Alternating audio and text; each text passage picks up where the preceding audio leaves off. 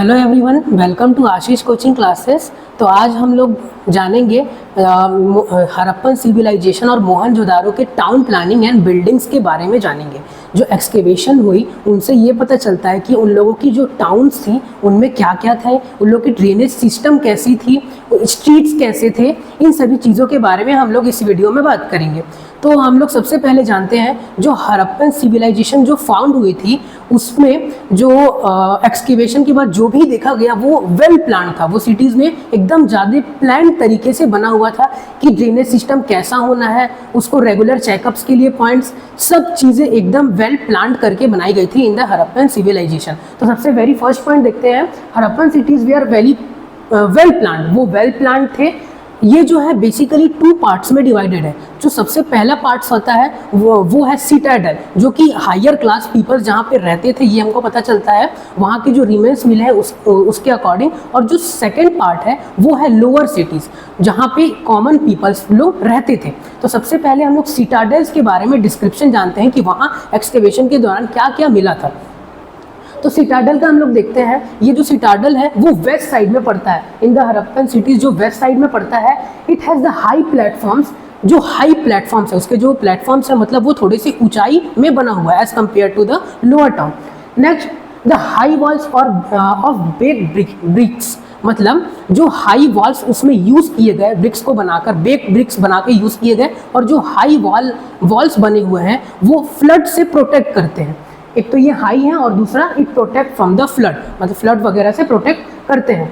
Next जो वहाँ पे पब्लिक बिल्डिंग्स भी देखी गई फॉर स्टोरेज, जो कि स्टोरेज के लिए भी यूज़ की जाती थी और या फिर टाउन हॉल एज अ पूरे टाउन की हॉल के रूप में भी यूज़ की जाती थी। बड़े बड़े हाई प्लेटफॉर्म्स के हाई वॉल से ये पब्लिक बिल्डिंग्स को भी देखा गया। इसके बाद देखते हैं हम लोग जो सबसे मेजर चीज़ फाउंड हुई थी वो था the great bath. The great bath के बारे में हम लोग डिस्क्रिप्शन देखेंगे। ये कहाँ पे फाउंड हुआ था? In the Mohenjodaro.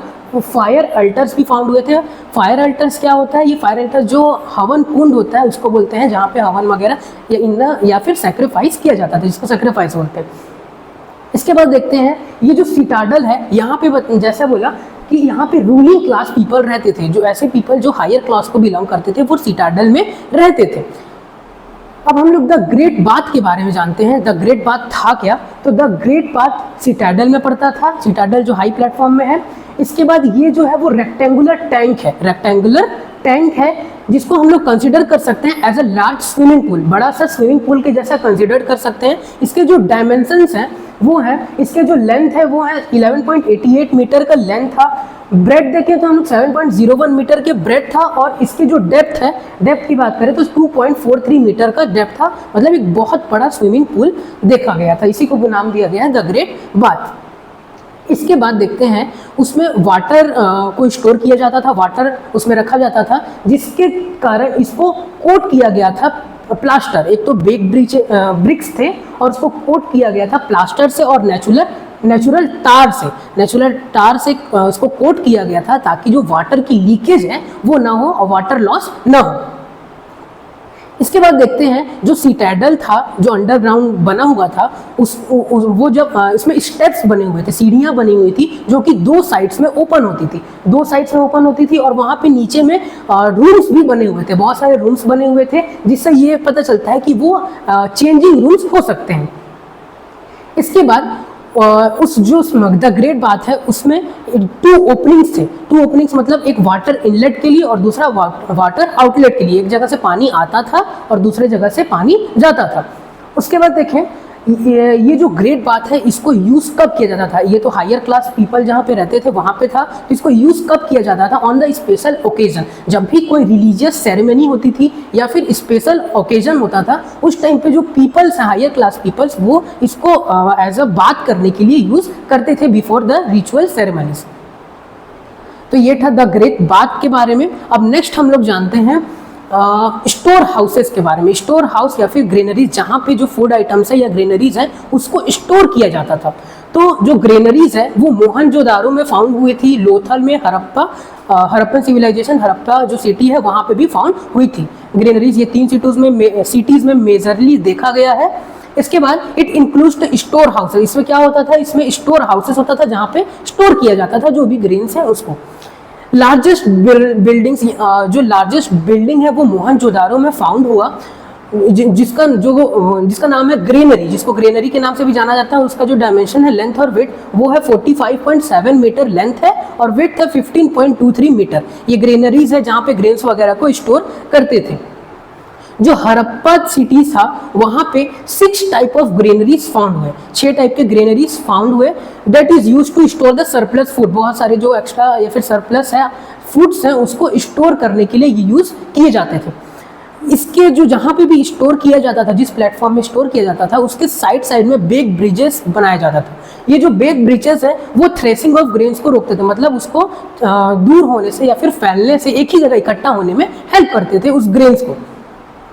इसके बाद हम लोग असेंबलीज एंड टाउन हॉल्स के बारे में जानते हैं। जो भी बड़े बड़े टाउन हॉल्स थे उसके बारे में डिस्क्रिप्शन हम लोग देखते हैं। तो सबसे फर्स्ट उसके डायमेंशन जो है वो है 69 मीटर के इसकी लेंथ था, जो विड्थ था वो 234 मीटर की थी और जो थिकनेस थी 1.5 मीटर थिकनेस की। ये हॉल है, हॉल की डायमेंशंस दी हुई है।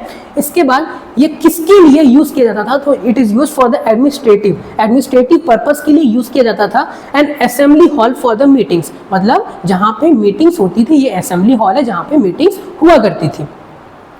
इसके बाद यहाँ पे फायर अल्टर्स के बारे में हम लोग देखते हैं। 4th पॉइंट है फायर अल्टर्स। फायर अल्टर्स क्या होता है, जो फायर अल्टर्स, जो हवन कुंड है उसको फायर अल्टर्स बोला जाता है। ये मेजरली कालीबंगा और लोथल सिटीज में देखा गया, कालीबंगा और लोथल में देखा गया। इसमें सेक्रीफाइस परफॉर्म किया जाता था। इससे पता चलता है कि यहाँ पे हवन होता था और यहाँ पे सेक्रीफाइस वगैरह रिचुअल्स परफॉर्म किए जाते थे।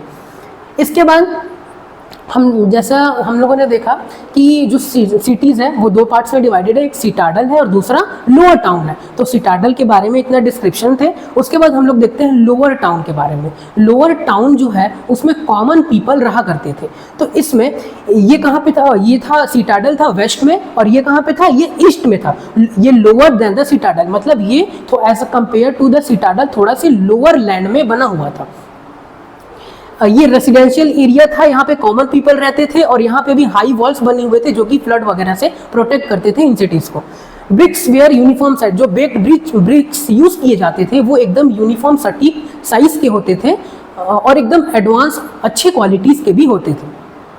इसके बाद देखें हम लोग हाउसेस को। जो हाउसेस वहाँ पे देखे गए वो बेसिकली 1 to 2 स्टोरीज तक के हाउसेस डिस्कवर हुए। यहाँ पे जो रूम्स होते थे वो अराउंड द कोर्टयार्ड के पास रूम्स बने होते थे। Houses separated by a narrow straight lane, जो हाउसेस हैं वो सेपरेटेड होते थे लॉन्ग नैरो लेन से, जो एकदम स्ट्रेट लेन होती थी और नैरो होती थी थोड़ी।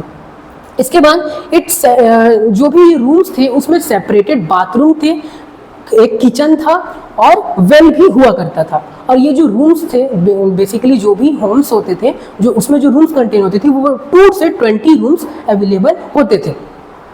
इसके बाद देखें जो हड़प्पन सिटीज था इसमें फर्स्ट फ्लश टॉयलेट फाउंड हुआ था। First flush toilet Harappan cities में फाउंड हुआ था। इसके बाद देखते हैं हम लोग ड्रेनेज सिस्टम और स्ट्रीट के बारे में। ड्रेनेज सिस्टम की बात करें तो लोअर टाउन में ड्रेनेज सिस्टम भी बहुत एडवांस था। जो हाउसेज से जितने भी ड्रेनेज थे वो कलेक्ट होते थे स्ट्रीट ड्रेनेज में कनेक्ट होते थे और लेटर जो थे स्ट्रीट ड्रेनेज में भी वो कवर्ड रहते थे थ्रू ब्रिक से कवर्ड रहते थे और रेगुलर इंटरवल में थोड़ी थोड़ी दूरी पर उसमें होल्स हुआ करते थे, जो चेक करते थे थोड़े थोड़े समय बाद कि वो मतलब भर वगैरह तो नहीं किया, उसको क्लीन अप करने के लिए यूज़ हुआ करते थे। जिससे ये पता चलता है कि वो जो प्रीवियस जो लोग थे, जो ओल्डेस्ट पीपल थे, उन लोग सैनिटेशन एंड क्लीनिनेस का बहुत ज़्यादा ध्यान रखते थे। इससे ये पता चलता है, इसका मतलब जो ड्रेनेज सिस्टम था वो बहुत एडवांस था, वो एकदम प्लान करके बनाया गया था। इसके बाद हम लोग स्ट्रीट्स की बात करें तो streets 800 meters and 10 meters long हुआ करती थी। और जो स्ट्रीट्स हैं वो वेल मेंटेन एकदम अच्छी होती थी। और जो स्ट्रीट्स हैं उसमें कनेक्टेड होते थे। जो भी टर्निंग होती थी उसमें राउंड कॉर्नर्स बने होते थे। ये राउंड कॉर्नर्स क्यों बने होते थे? बिकॉज जो कार्ट्स वगैरह होते थे वो आसानी से उसमें टर्न कर सके, इसलिए उसमें राउंड कॉर्नर्स बनाए होते थे जहाँ भी टर्निंग्स वगैरह होती थी।